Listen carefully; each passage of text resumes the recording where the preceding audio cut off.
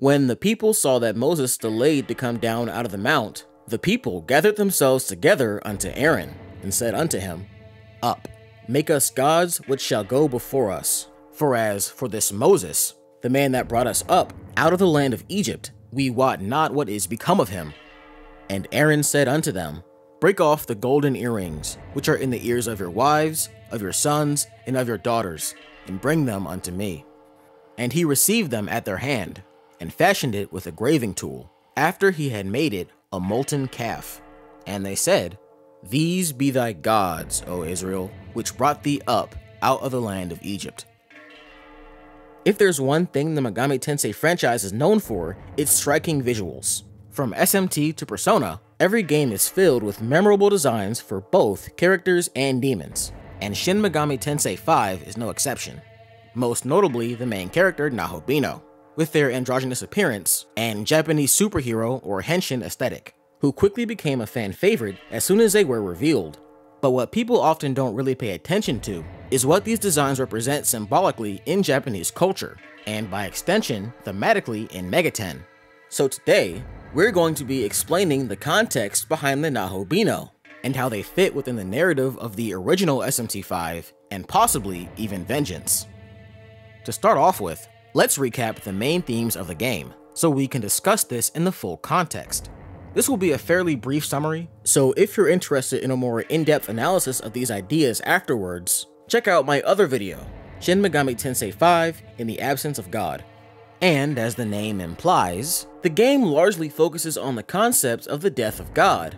In short, the philosopher Friedrich Nietzsche believed that philosophy had progressed to a point that essentially made religion outdated, due to the clear distinction between the natural and the supernatural.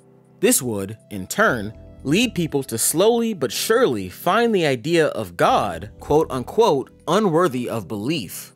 However, even if someone is personally atheist, religion still functions as the ethical backbone of society. This means that to question God is to indirectly question your entire way of life. Nietzsche believed that this realization would shatter people's perception of reality and lead them to despair. This is the exact scenario that Shin Megami Tensei V was made to address. Prior to the game's events, the creator declared the Condemnation, which was basically a supernatural class system that allowed him to consolidate power by demonizing the other deities and depriving them of their true forms. But when he's eventually killed, his followers don't know how to move forward without him. So Tokyo is left decaying, and his followers force themselves to continue fighting a war that was lost almost 20 years ago. This was meant to represent how the rules and customs promoted by our societies, intended to guide us, can just as well become our prisons, and restrict us to useless or even harmful traditions. Nietzsche believed that the solution to this was rejecting the established order, because even though it was true that there was despair and not knowing what the future held, this also gave you the freedom to define it for yourself. Likewise, in SMT5, only by becoming Nahobino and regaining their true forms can the cast take hold of their future and attempt to define their worldview on their own terms. To that point, we must ask, what is the significance of the Nahobino? What made Atlus use this name in particular? And to answer this question, we have to look deeper, back more than 1,000 years into their religious origins. The story of the Nahobino is derived from two of the oldest books in Japanese history, the Kojiki and the Nihon Shoki, written around the 7th and 8th centuries. These two books serve as semi-historical records of the country, being a compilation of several stories and legends. And because of this, there are multiple different versions of the tale in question, but here's the gist. After forming the islands of Japan, the creator gods Izanami and Izanagi consummate their marriage and had a series of children. However, one of these children was the fire god Kagetsuchi, and unfortunately, his mother was not immune to his flames, so Izanami died during childbirth. Wanting to see his wife once more, Izanagi traveled to Yomi, the land of the dead, but when he found her, he couldn't bear to see her decaying face and quickly fled. After leaving the land of the dead, Izanagi had to purify himself, but as the Yomi's filth separated from his body, it began to amalgamate and birthed new deities, the Magatsuhi no Kami, which were gods of disaster. To counteract them, the restoring gods, Nahobino Kami, were created, which could transform catastrophe into fortune. So here we find that, in real life, the Nahobino Kami are associated with supernatural cleansing. In this context, we're referring to a Shinto ritual called misogi, where you wash the body often under a waterfall. But similar traditions can be found all over the world. Prior to the development of modern medical procedure, especially the discovery of germs, water was often still loosely understood to have some sort of healing property, and because of this, would become associated with spiritual purification. This actually brings us back to SMT V. Looking at its initial announcement trailer, we can find one of the first things the world was ever told related to the game, the Bible verse Genesis 7:11, which reads, "All the fountains of the great deep broke up, and the windows of heaven were opened." This verse is from the start of the biblical flood narrative, describing when God saw how corrupt the earth had become and decided to wash away the sins of mankind. This established the recurring theme of water found in SMT V, and is strongly embodied by the Nahobino. Their role is to rebuild the world, starting by cleansing it of Magatsuhi, or in this context, the despair left behind by the creator's death, because they are the divine waters of purification. And all of these ideas coalesce with the protagonist and Aogami, also known as Susanoo, the Shinto god of the storms and seas, who was sometimes said to be born from the waters of Izanagi's cleansing ritual. Water plays a very crucial role in the presentation of the main character's Nahobino design, which, with context, is immediately apparent from how blue dominates his color palette. Both his long flowing hair and the blue stripes that stretch across his body evoke the image of a rushing river. This is very clear in-game when the character runs, because his hair moves as if it's floating, being pushed and pulled against the ocean's tide. And this motif is shared with his counterpart Aogami, whose name is actually a pun that can either translate to blue god or blue hair. But that isn't the only color with significance in their designs. While the blue represents the ritual aspect of cleansing through water, the white represents its goal, a return to form, to a purer state of being. Designer Masayuki Doi explained this theme, saying, "The white curves on the body represent the environment, often used as a motif in ancient pre-Christian religion around the world. It's an expression of reverence for the primal life force." This is explained a little further in the Nahobino's design draft, where it's specified that the era being referenced is the Jomon period, which is interesting because that was when Magatama were invented. These are items associated with Susanoo and are represented by the symbol on Aogami's chest. However, the most important words in that paragraph are the keywords like pre-Christian, which subtly gestures to the series' dynamic between the alignments, law, and chaos. As seen with the creator's condemnation in SMT V itself, historically in SMT, Christianity is heavily associated with oppression and imperialism through its relation to law. Often, the conflict of the games is either directly or indirectly sparked by law figures conquering local deities and stripping them of their divine nature in order to garner power.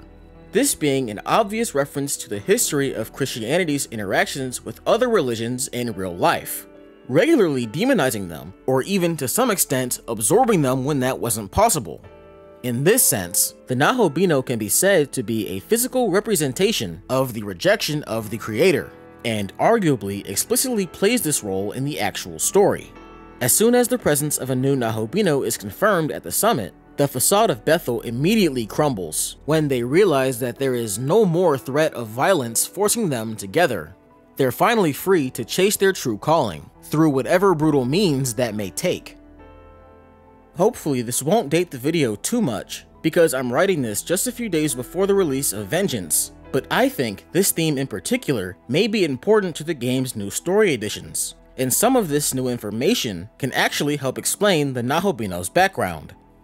In the special program Spotlight for Vengeance, the director Shigeo Komori confirmed that the central theme of SMT V revolved around the conflict of the bull and snake gods. To clarify, when he simply says bull or snake god, he's not talking about a specific figure. He's referring to a sort of archetypal deity that he claims can be found worldwide with similar characteristics, such as an association with an animal. This sort of comparative mythology is very common for Megami Tensei. For example, mother goddesses like Inanna or Maria. But in this case, The bull and snake gods are said to have a history where the snake is conquered by the bull, and according to Komori, in SMT V, Atlas's unique interpretation of the relationship between those who win and those being defeated became the framework of vengeance. The previous title, Shin Megami Tensei V, was created with a focus on creating a world from the viewpoint of the bull god, the god with horns. Therefore, we have structured our story from the perspective of a snake god, a tale of revenge by the oppressed. In my opinion, this conflict is almost certainly going to be a play on another established series theme, the cycle. Shin Megami Tensei often discusses the repetitive nature of society through the use of the alignments, law, and chaos. This is how you get concepts like Christianity demonizing certain gods being equated to the United States occupying Japan after World War II. In SMT V, this is mostly represented by the throne, where gods, the physical embodiment of human ideologies, have an all-out war for control of the world.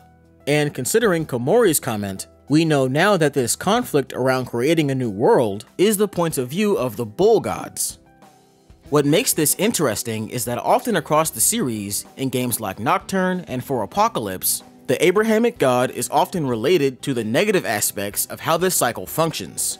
We can see this in SMT V itself through the condemnation, and having all this context informs us of the basis of one of the more important side quest chains in the game, surrounding the bull god Baal. In this series, Mesopotamian deities are often used as shorthand to reference the time before Christianity was the dominant religion, and certain figures are used as chief examples of gods who were personally demonized by law. In fact, certain concepts in SMT V, like the condemnation, were inspired by events in previous games where gods were cast down and transformed into different demonic figures. For example, in SMT 1 and 2, we have the goddess Ishtar who was transformed into the demon Ashtaroth. Atlas takes this concept and combines it with how in the ancient Near East, Baal was used as the general title for a god of a local region, meaning lord, and treats all of these different deities as derivative of the Canaanite god Baal Hadad. This is why you see certain gods like Belphegor, aka Baal Peor, or Zeus, aka Baal Zaphon, being equated to Baal Hadad. And this relation to Zeus reveals another very important archetype that Baal belongs to, that being the storm god. This is what takes us right back to SMT V's protagonist through Susanoo. For at least 20 years, Atlas has been relating these two deities through this aspect, and a specific passage from the Nihon Shoki, where Susanoo is said to have arrived in Japan through an area in Korea named Soshimori, which, according to Atlas, translates to Bull's Head. The Megaten book Shin Megami Tensei Grimoire Chaos Museum describes their view succinctly saying, "The persecuted deity Baal entered Japan via India, China, and Korea. During this time, he assumed many divinities. After entering Japan, he syncretized with Susanoo, further adding to the complexity of his divinity. This is why during the side quest Bull God's Lineage, when the two finally meet, Baal says, 'You possess the right, no, the divinity to rule, the divinity of the Bull God to inherit Baal. Not only that, but you will be reborn as a Nahobino. Very favorable indeed. That is the charge I give you and your soul of a Nahobino. Even more fortunately, your soul can be reshaped to serve as my own. That is how well suited you are. Now is the time. I shall permit you to become my soul. It matters not that you aren't my other half. Abandon that useless demon and serve as the soul of a true king.' Here, Baal recognizes that he and Susanoo share the same knowledge, the same conceptual information that defines them as deities. And I think we can actually relate this to Baal's disposition. What Baal sees in the protagonist are the properties of the bull. And from what we know from Komori's comment, this is necessarily tied to the drive to create a new world. This relates directly to the aspects of the protagonist designed around purification. It's very important to stress that in this context, the Nahobino's role in cleansing isn't just to remove the old. It's to replace what's dated in your image. In Shin Megami Tensei, the act of creation is inherently an affirmation of who you are in what you believe and projecting that onto the world. Friedrich Nietzsche referred to this as the will to power, and believed that this desire could be found at the core of every human being, and was even stronger than the will to live. This was fundamental in his response to nihilism and the death of God, because he believed that they were a psychological weakness that left the subject a submissive actor who was unable to change aspects about their life. He believed that the future had to be defined by people who were able to access this drive to actively take hold of their lives and define them on their own terms. We can see the tyrant Baal as an exaggerated version of this ideal, the archetypal bull with a commanding ego, willing to do anything and use anyone in his path.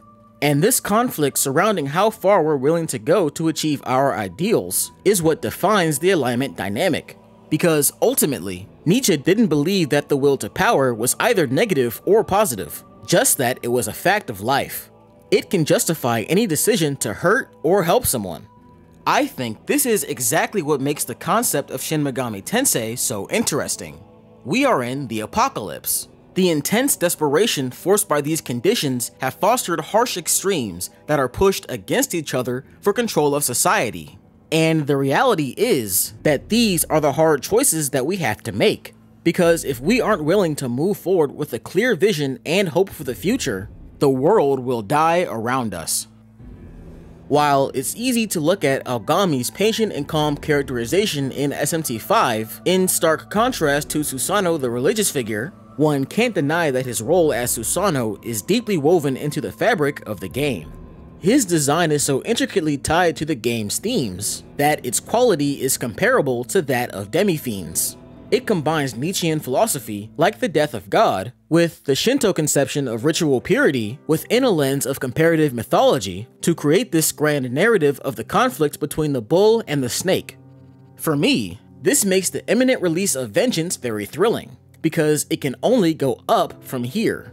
Speaking as someone who was an ardent critic of the original, a large hurdle that held the game back was how minimal the writing was, combined with a lack of developer insight.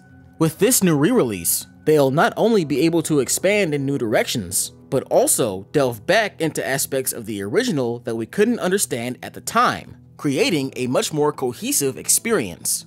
I'm very curious to see how Atlus handles the conflict between Bull and Snake, and what we can discuss in the future about the new form of the Nahobino.